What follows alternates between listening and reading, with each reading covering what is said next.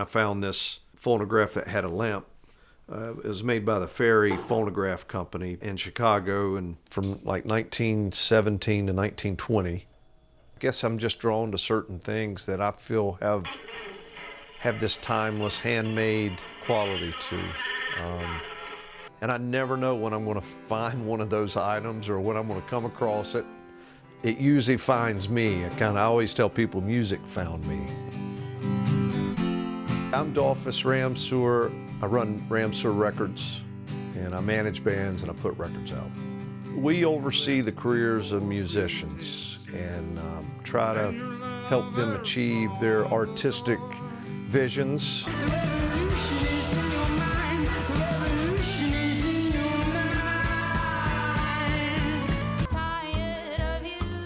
You know, all my bands and artists I work for, they're on the edge of the table, not in the middle of the table. So they're not safe.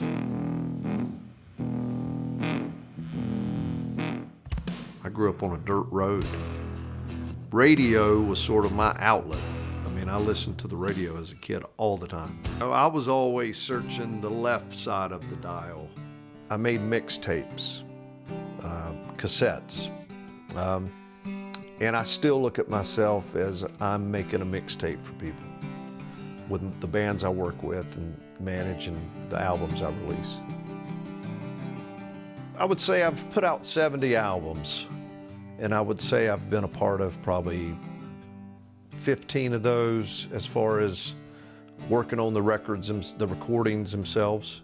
Before I even purchased this home, I felt like this would probably be the room where I would record kind of modern field recording type recordings. It's a cabin that was built in 1802. Around the cabin is a modern home. You left me for pretenses, and your lovers upon the door. I left you for good reasons that I'll speak about no more. You know, someone like David Childress, you know, he's kind of a punk rocker at heart anyway, and making records this way to him, it feels like this is the purest, most honest, direct way he can do it. Now you wander through the darkness, bar to bar and bed to bed. One day you'll see the wreckage left by the life you led. Hey! I'm a big believer in the lightning in the bottle kind of approach of catching it in the moment. So I just have fun doing these recordings. One of the highlights of my life is the Avett Brothers recorded a song called No Hard Feelings. And it was all live in a room, and you could just tell they had reached beyond something normal and captured it. There's just, you can't really describe it. It's a special moment. The reason I've stayed in North Carolina is just, we're just such a strong state when it comes to all forms of music. You got John Coltrane, Thelonious Monk, Max Roach, Earl Scruggs, Doc Watson, Roberta Flack, Nina Simone. It goes on and on.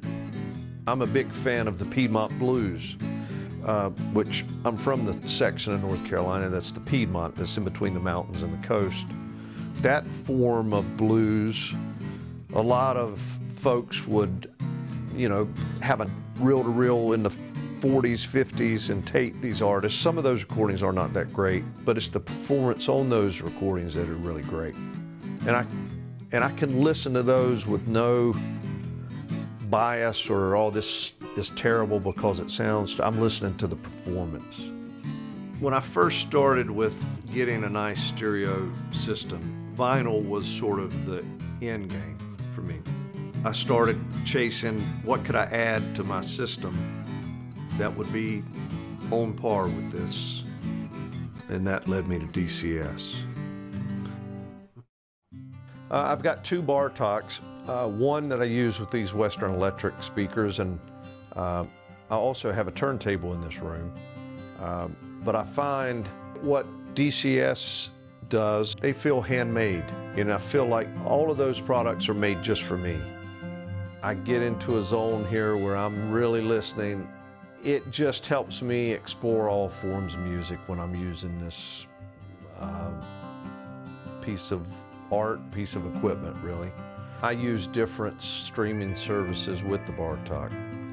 I don't think of the services I'm using, I think of it as I'm using the Bartók. The thing I love about it is the sense, the discovery of where it helps me go with discovering new music. At the end of the day, music to me is my friend. It's never failed me. I call on it all the time. I use it happy moments, sad moments. I like to listen to music in the dark, but certain songs. So yeah, it's something that's just I'm passionate about, always have been, always will be.